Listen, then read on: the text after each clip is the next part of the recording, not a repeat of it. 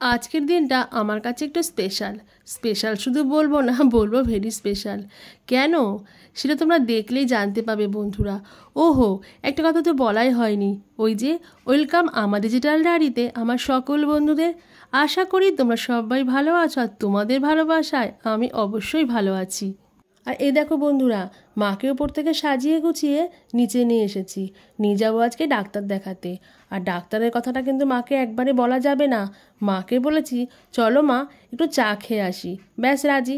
যতই যা কিছু ভুলে যাক না কেন, চায়ের কথা শুনলে মার মুখে হাসি ফোটে, আর ডাক্তার শুনলে মা রেড়ে করে ওঠে। তাই আজকের দিনে মাকে মিথ্যে কথা বলতেই হলো। মাকে বললাম চলো মা চা খেতে যাব একটা অন্য জায়গায়, ব্যাস রাজি। আর বাপিকেও বললাম তুমিও সঙ্গে চলো, কারণ ঠিক মুহূর্তে আবার বলতে হবে মাকে অন্য একটা কথা। কি বলো তো, সেটাও জানতে পারবে। দেখতে থাকো, সাথে থাকো।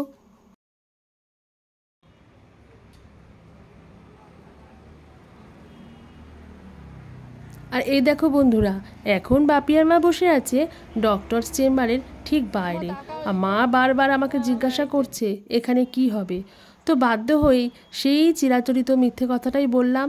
বাপিকে নিয়ে এসেছি ডাক্তার দেখাতে, তুমি না থাকলে হয়? তুমি তো বলে দেবে বাপির কি দরকার কি না দরকার, বাপি কি ওষুধ খাবে, তোমাকেই দেখতে হবে। আর হ্যাঁ, একটা পদক্ষেপে গিয়ে ঠিক ডক্টরস চেম্বারে যখন মিডিল রুমটায় আসলাম, তখন কিন্তু মা বেশ বিরক্ত হয়ে গেছে। আর একটা ঘরে এসে যখন বসলাম, তখন মা তো রীতিমতন একেবারে ক্রুদ্ধ আমার প্রতি। দাঁত মুখ খিচিয়ে আমাকে যে কি বলল, আর আমিও মাকে রাগানোর জন্য আর একটু খুনসুটি করে নিলাম।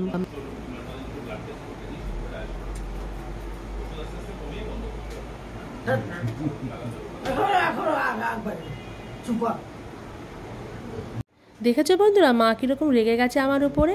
সে রাগুক, এটাও আমার পরম প্রাপ্তি মনে করি। আর ছোটোবেলা থেকে যে মাকে দেখেছি ডাক্তার না দেখাতে ওষুধ না খেতে, খুব কষ্ট হলেও মা সহজে ওষুধ খেত না, আর তার বেঁচে থাকাটা নির্ভর করছে এই ওষুধের উপরে। তো বন্ধুরা, এই ছোট্ট ব্লগটা কেমন লাগলো অবশ্যই জানিও, কমেন্ট করো, আমার পাশে থেকেও, আর অনেক ভালোবাসা দিও আমাকে। আর আমার মায়ের জন্য অবশ্যই প্রার্থনা করো মা যেন একটু সুস্থ থাকে, ভালো থাকে।